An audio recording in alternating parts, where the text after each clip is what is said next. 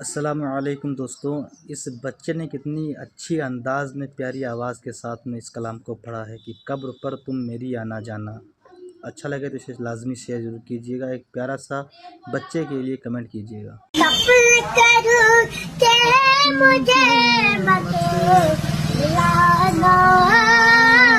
कब्र पर तुम मेरे आना जाना से जिगर जा रहा हूँ, से जिगर जा रहा हूँ।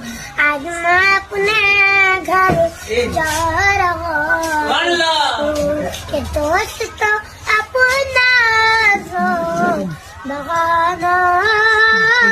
कब्र पर तुम मेरे आना जाना से जिगरू जा रहा हूँ। आज मैं अपने घर जा रहा हूँ, दोस्त तो अपना सो बहाना। कब्र पर तुम मेरे आना जाना